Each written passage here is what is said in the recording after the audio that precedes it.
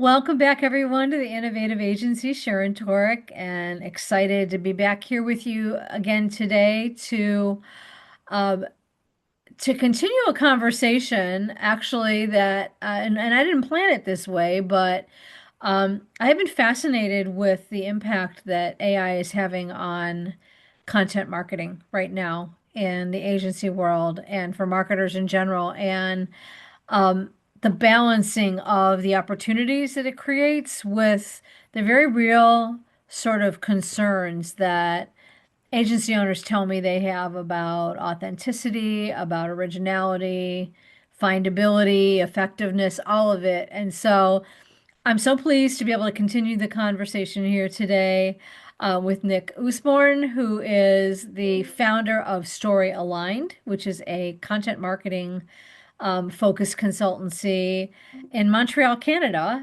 And Nick, I'm so happy to have you with us today. Thank you for joining me. Thank you for inviting me. It's great to be here. So, I have a lot of curiosity around how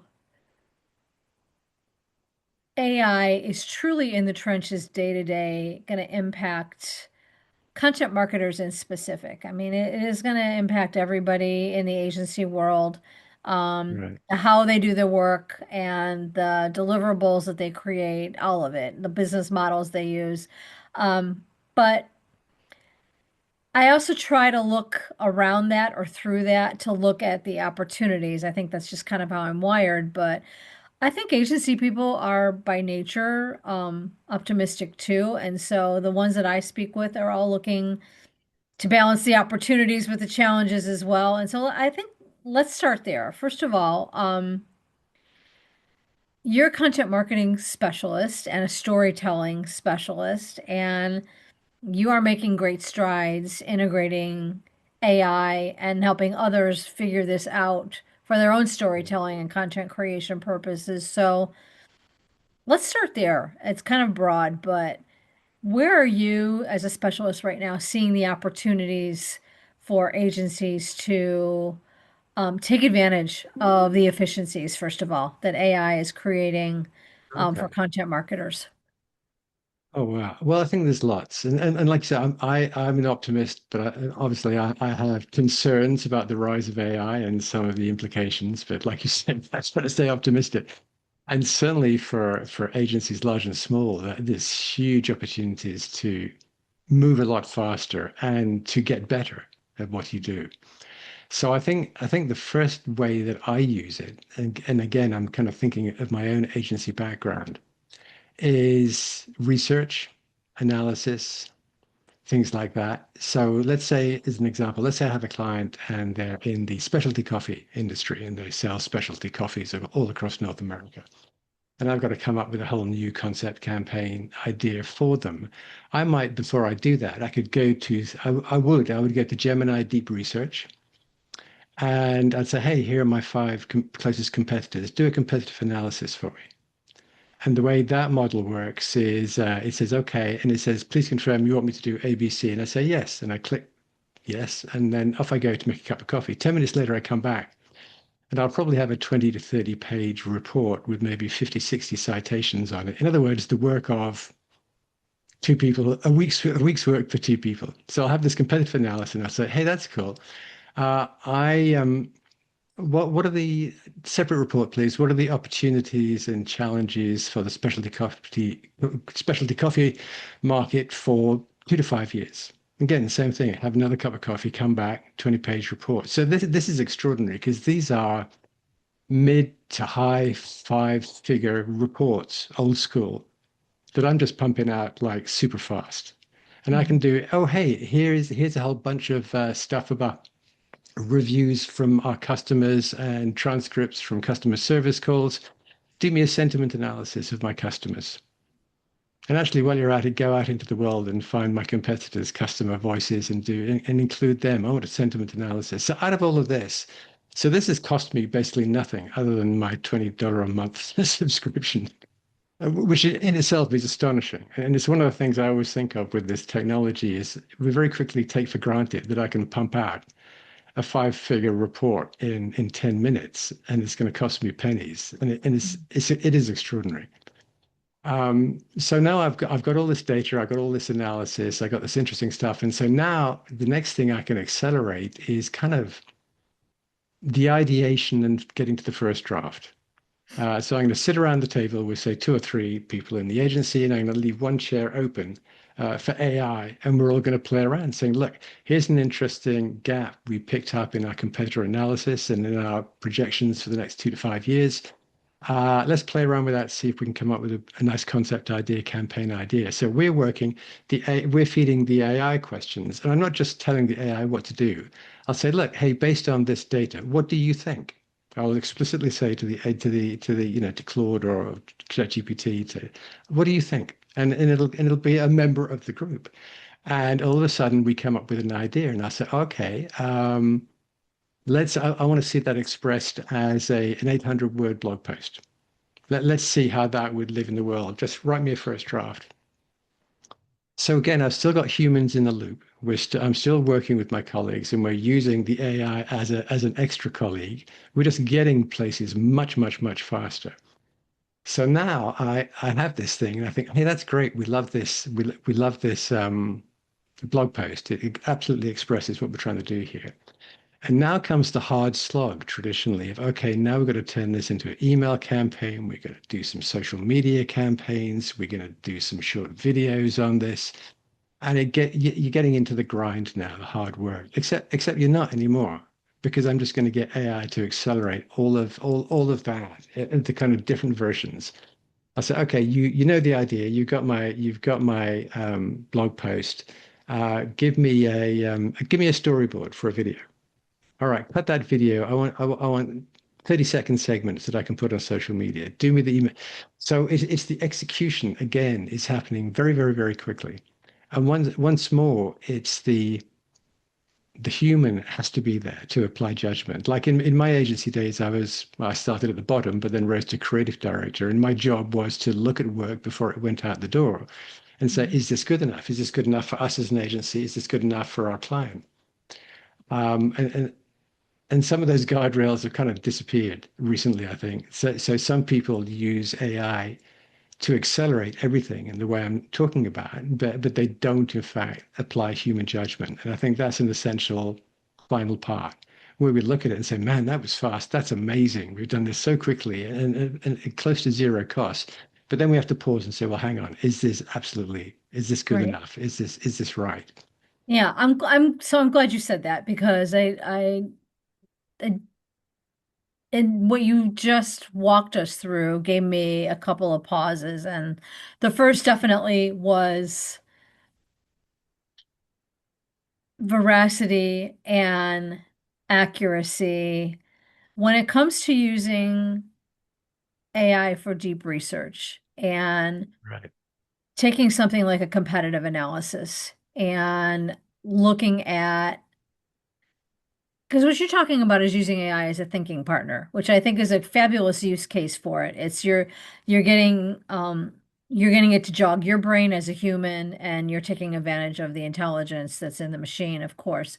But what is the logical check-in point or the logical, how are you maintaining or advocating for maintaining the accuracy, the integrity of the output before you integrate it into any delivered work product? And that is an example of the guardrails you just mentioned because Right. So we've I got do worry guardrails. about that. Yeah. Yeah, so we've got to worry about hallucinations where these models make stuff up. And we've Yep. got to be careful about those citations because some of them may be dead or inaccurate or completely off topic. So what I typically do, hey, if I'm just playing around, it doesn't bother me that much. If I'm doing this kind of client facing and this is going to end up influencing the work I do for a client, Hmm. then I'm going to take that output. Let's say I've used Gemini Deep Research, and I'm going to attach it as an attachment over in Claude or could be ChatGPT, and I'm going to say, hey, go through this and tell me if you find inaccuracies, hallucinations, errors, or problems with any of the citations. So I'm actually using AI again, but I'm using it to check the other one's work. So Hmm. usually I actually have kind of two or three of these models on the go, and I'll compare the output and I'll use them to cross-check one another. And what I've found generally is most of the time, if you go back a couple of years, you had a much higher chance of there being just outright errors or hallucinations. I found that less and less now. These models are getting better. Most commonly, I'll pick up on a citation. It's just wrong. And also sometimes there will be a quotation from an expert within something. And I learned very early on that I then have to look at that quotation and say, hey, is this something someone actually said? And can you give me, give me a source for it? And again, particularly in the early days, it'd come back and say, oh no, that was just for illustrative, just as an example. And I'm like, nah, I don't want I don't want any of that. I just want real stuff, real quotes from real people. So yes, you're quite right. You have to go back and check this. So I'm going to check it with other AI. And again, if this is serious work for a client and there's there's budgets and stuff on the line and our credibility as an agency on the line, then I may not go through it line by line, but I'll certainly any significant things like 90% of blah blah blah. I'll say, okay, I'm going to check that 90% because that's a very significant number. Hmm. So are the net efficiencies as great as agencies are being popularly led to believe, by the time you credibly and with integrity put the guardrails in place that you need to make sure that you're putting work product out there that is accurate and, hopefully performs well. We'll talk about that in a minute, but do you do you have a point of view on a budget or of bandwidth, if you will, for the human guardrails that agencies need to expect to apply to all this AI generated work that they have to, sort through before it makes it into client work product? Let me answer that in two parts. I think for any of this to work, for you to gain any of these efficiencies, you have to be strategic about your use of AI in the agency. You Hmm. have to have someone in the agency who is the boss of AI, who's responsible for it. And that person needs to consider all the people based on the strategy, who's going to be using these tools. Uh, that whole list of people need to receive training. There's some very good training online. And then you need to be trained on how Hmm. to use these tools and how to do them well and not just play with them. Once you have the boss and you have the training, then you have to make sure that people actually use it the way you intended in your plan. So I was talking to a lady the other day who she's the founder of a PR agency, has multiple clients, multiple employees. And so they created for each employee a custom GPT. So that Hmm. if I'm not sure whether everyone's familiar with it, but it's basically you go to GPT and you create a particular version of ChatGPT for a particular client, and all the information you have about that client, you put in the knowledge base, you put in instructions and stuff. So basically it's a specialty, a specialist version of ChatGPT just for that company. So she has custom GPTs for each of her clients, and she would wander around and she'd see, Monday morning, Jack is working on X client, so he goes to the Chat GPT, custom GPT for X, and he starts working there, which is correct. But then she'll walk by 2 hours later, he's working on a different client, but he's still using the original chat custom GPT from the first client. And she's Hmm. like, dude, no, no, no, you can't do that. The Yeah, whole point of this is that each of these custom GPTs is specializing for a particular client. right, And if right, you do right. it any other way, you're going to get terrible output. And I was like, why would that employee do that? But it seems to be a thing. It's like so you have to have the boss, you have to have the training, you have to have the structure and the instructions, and you have to have some oversight to make sure people are doing this well. If everyone in the company is using Microsoft Copilot, make sure everyone is using that one model, unless they have a specific reason not to. Again, I've heard stories of companies set up to use a particular model, and then again, Jack, who appears to be in a lot of trouble, he comes in and he likes to use Claude, so he just does it on his phone, on his personal phone at work. And this is where you start getting these inconsistencies in Mhm. output, is because not everyone is kind of following following the plan. So that Right. was the first part of the answer, and I've forgotten the second half of your question now. I spent so much time on No, it. I actually I do think you addressed it, which is, how do Oh, I you did. I was curious if you had a point of view about, whether you discount the time efficiencies you think you're getting by any factor because of the human guardrails that actually have to be applied to making sure you're not putting out junk or crap, Right. for So your so client. yes, there is you have to subtract the cost of having the human in there. But I Yeah, still the net gain can still be extraordinary. I mean, right. and just I'm not a big agency by any means, or I'm not really an ad agency. But for myself, I probably using these things. I probably each week I probably do three times the work I used to do, three times the output, and Hmm. I'm very careful about the output because there's reputational damage. There's also, depending on your industry, your client, there could be compliance issues. Yes. And in your world, there can be intellectual property issues. Yes. So And data depending on privacy issues also. data privacy, and it's going to depend on what part of the world you're operating. Right. So, like I say, there has to be a boss, there has to be training to do this well. But I think the net benefit is extraordinary because there's so many kind of bottlenecks you can get in an agency. Let's say I have this fantastic, absolutely wonderful vertical format image, but I want a landscape version of it. So I go to the designer and he says, "Yeah, I can do that for you, Nick, but I'm absolutely like up to my eyeballs. I'll get to it on Friday."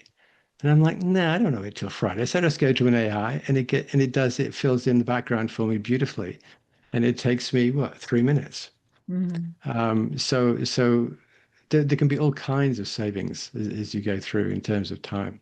But it's actually made me better at what I do.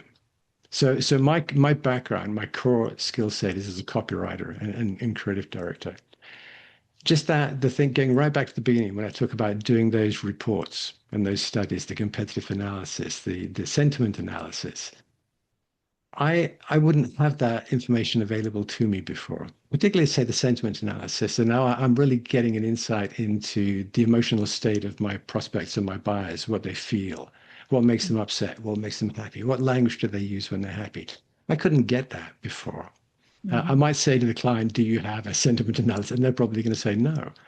Now I can do it for in the time takes me to make a cup of coffee, and Hmm. that kind of information makes me better because I've got more back, I just have a much stronger starting point. And even when I write something, I'm friends with some authors like business books and fiction.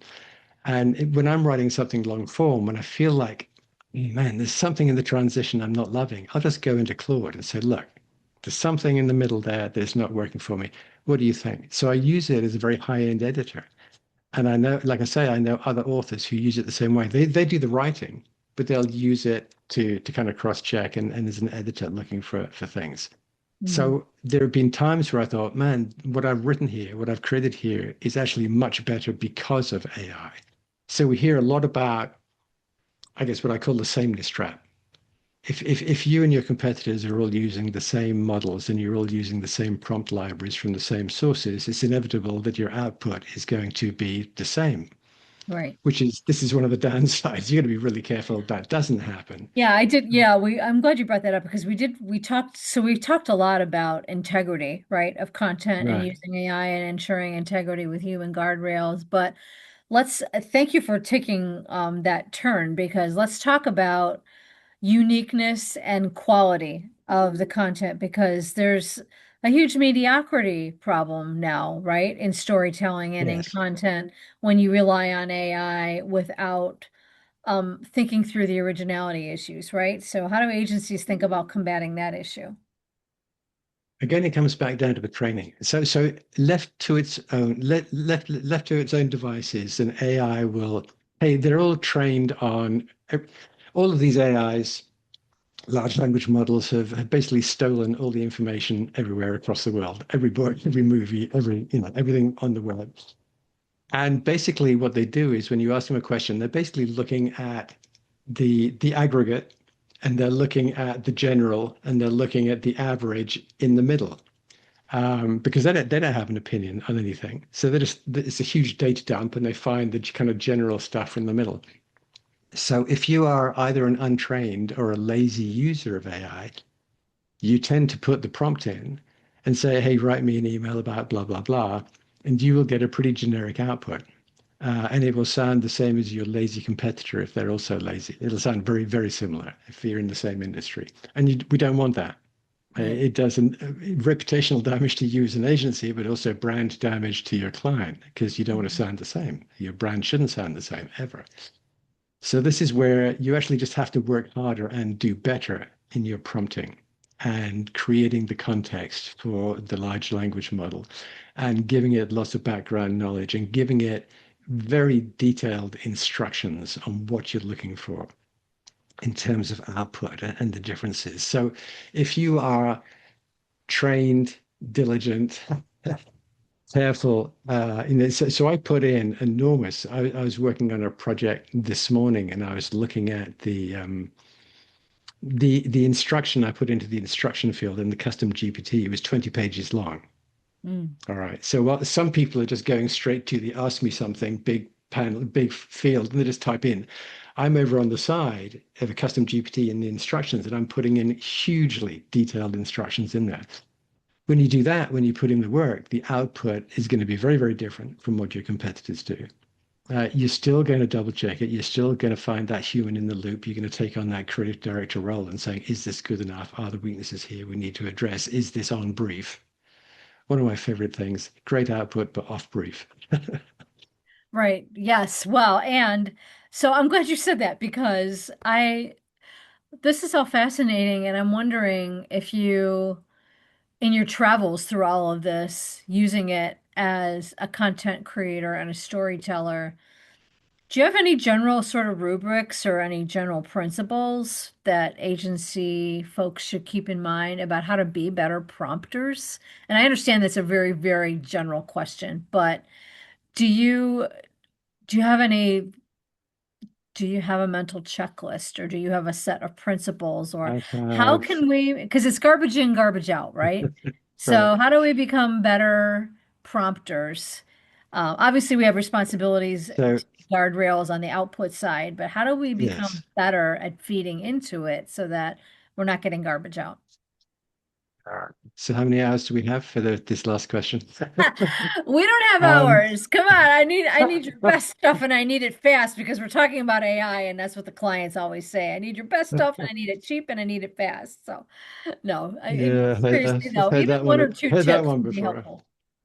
All right. So first of all, is the training your people. The other thing is, and this is when you talk about, Matt, I have a number of rubrics, a number of frameworks that I use to address exactly this. But I'll give you my starting point, and this is what I teach through Story Aligned. Mhm. Is I go through three steps. Story, this is who you are. Narrative, this is what you say. And voice, this is how you sound. All Mhm. right. And I always start with story, which is basically your brand. It's the kind of container for your brand. So narrative and voice, what you say and how you say it. I can steal your narrative and voice. I just have to look at it and I'll use a bit of AI. Hey, I can even steal your video avatar. Give me 5 minutes. So I can steal what you say and how you say it. Cannot steal your story. Our story, whether as individuals or as companies, is unique to each of us. So let's say I have a client, let's say Apple is my client. Apple has a unique story. It has a founder story with Steve Jobs. It has an origin story in Jobs's parents' garage with him and his two colleagues there founding and building the first Apple computers. Every business has a story. It has lots of stories. It has a founder story. It has an origin story. It has client stories, success stories, case studies. It has customer service stories, the employee who went the extra mile stories. These are all unique. This is your moat. With what you say and how you say it, there is no moat. Anyone can copy it. Story, and that's what, like I say, the container for brand in many ways is the only place where you have a moat, and that moat is fantastic. And I start with this story, narrative, and voice because I did a whole bunch of research, which I did double check. Mhm. And I went through like some of the top 20 prompt libraries that are popular out there and did an analysis of them. And of all the prompts, when I analyzed each of the prompts with help from Gemini, 76% of the prompts were about narrative, like here's what we want to say, like Oh, write a blog post about blah blah blah. 17% were about voice, make us sound authoritative yet approachable. So that's the voice. Only 7% of prompts in the top 20 prompt libraries, only 7% had and talked at all about story, wow. which is to me is reverse because that is your only moat, that is your starting point. So that's where my training at story aligned, hence the story aligned, comes from, is the fact that this is your one defensible area and it's something almost nobody is paying attention to. So even before we get to, am I writing good prompts? I asked the question, well, actually, are you prompting in the right, are you asking yourself the right question? Are you addressing the right area? Because if you're just prompting for narrative and voice, like here's what I want to write about and here's the voice I want to use, then you're actually looking in the wrong direction. And however good you may be, you're very likely going to end up sounding like everyone else. So yeah, that's why in terms of story, any agency person knows the That power of is stories. brilliant. That is brilliant because only you have your story. I mean, it's very Thank you for saying so. well, I mean, it's very unlikely that I mean, I suppose it's possible that a competitor might have a similar story here or there, but it's very unlikely, it feels like to me as a Right. non-marketer. And it's your biggest differentiator, even if you're Right. using AI tools. Absolutely. And it's a way to use AI without using those losing the differentiation points, those points of difference, which are essential to, hey, and brand. I was saying, don't get me started on brand, but get me started on brand because it used to be when I started out back in the 1980s, don't do the math. We used to have this 60/40 rule. 60% of the budget, marketing budget, went on brand protection and growth. 40% went on more direct sales activity. And that's kind of reversed now. Lots of money is going into programmatic advertising through Facebook and Instagram and Sure. stuff. And less is going on brand, which is a problem because a brand is actually, for many companies, their greatest asset. I mean, literally, when they're being valued on the stock exchange, brand and others, and IP are often more valued than the buildings and the inventory and the equipment. I did not pay Um, him to say that, ladies and gentlemen listening to this right now, but if anybody knows me or has listened to even a few episodes, I am an IP warrior for agencies. That's how I got my start working with right. marketers and agency folks, and I could not agree with you more wholeheartedly about the value of IP. And I also think it's important in this context that you brought it up because it's a brand is a multi-component thing. I mean, certainly there are the legally protectable parts of it, but only you can own your own unique brand. It's like something you've built with Lego blocks. And you might have the same end goal, but your finished model is going to look very different than somebody Yeah, else's finished model. it's your competitive moat. It will always be your moat. Totally. And It's yeah, and it's like it's without the who, nothing else really makes sense. So let me give you a let's say I go to my family doctor who I've been going to for 20 years and I've got something wrong with me. And she says, hey, take these pills, you'll feel better, trust me. And I'm like, sure, okay, it's my doctor. Then I walk outside and some drug dealer steps out of an alley with a little plastic baggie with pills and says, hey, take these pills, you'll feel better, trust me. Exactly the same content delivered. mhm. Utterly different response from me because of the who. Who said Right. it makes all the difference in the world. So again, that matters anyway, but it matters even more when you are accelerating the creation of content through AI. Because if your compass is just a bit off, you are moving very fast in the wrong direction. Right. Yeah, yeah. So yeah. So you do have to be. structured, disciplined. Yes, you need the frameworks, you need the rubrics. I have some rubrics, the first of which is about story collection, collecting the stories Mhm. uh, about your company and its origin and how it works and what your mission is and your beliefs are and all that good stuff. So, all right, so start with the story is that's great feedback for agencies trying to make sense of the best way to gain the efficiencies that AI promises all for all of us without damaging the integrity of the work product or the effectiveness of the work product.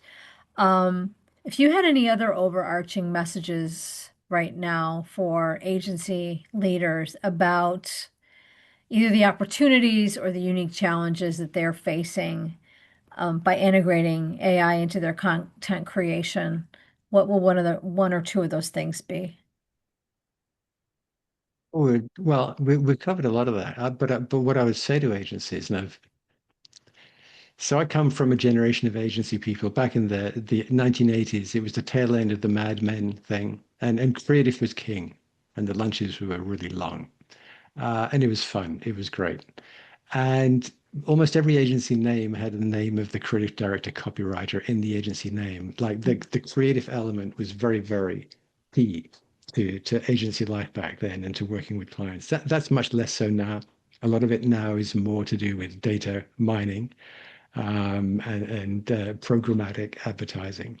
And Mhm. as we get into AI, there is a danger that this runs away with us and that we lose that human touch. And consumers, if we're talking about the end user, they don't like it. They don't like AI. And there's all kinds of situations where Sports Illustrated was caught out a couple of years ago. They had a bunch of product reviews written in Sports Illustrated, but they were written by AI, and the names were made up, and the headshots of the reviewers were AI. And when this came out, who loved that brand were absolutely horrified and disgusted. The CEO of the company that owns Sports Illustrated had to resign.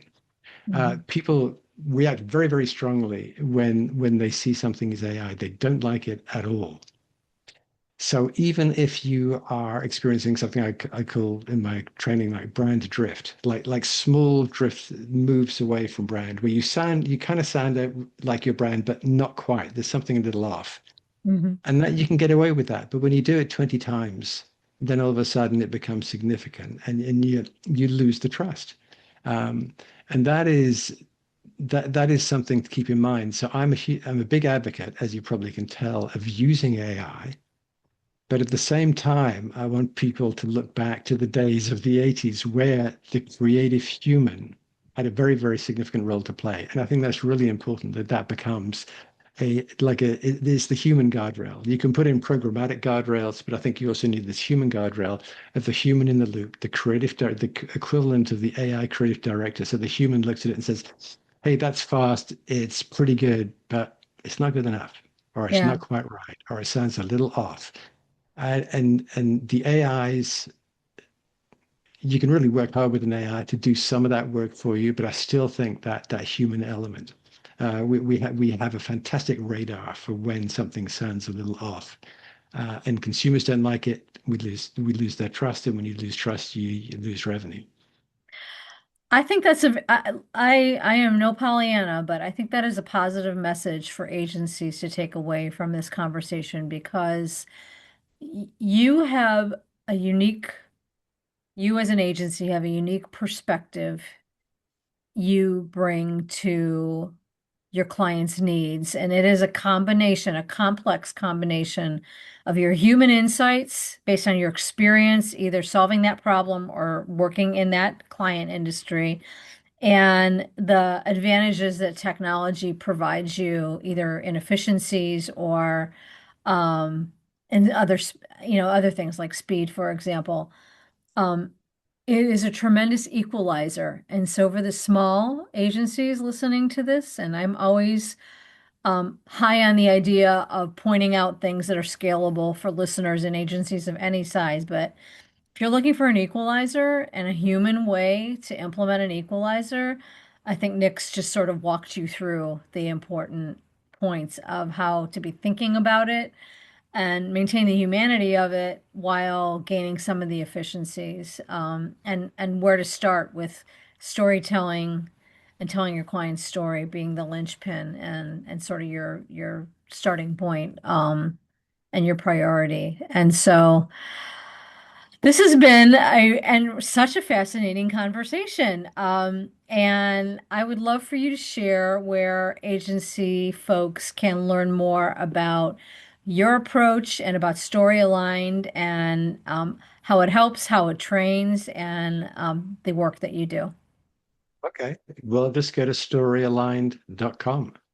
You can sign up for a white paper. There's a blog there. There's a bunch of blog posts. There's details on my training program.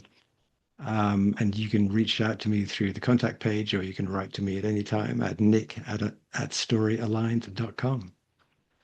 Actually, Wonderful. I'd love it. I'd love to have more contact and connections with the agency world, because that is, I work mainly with kind of mid-sized companies, and that's one Mhm. perspective. So that's one universe for me. But I don't have a lot of reach out into the agency world, and that'd be really interesting for me, and hopefully for you. Well, kind of a full circle moment too, right? Since you started your Yeah, career in agency that's all that right. time ago. Yeah, I'm an agency guy. Nick, so appreciate the opportunity to talk with you, learn more from you and about your work. And thank you so much for joining me today. And thank you to the rest of you for joining us as well. And until the next episode, I hope you all stay well. Take care.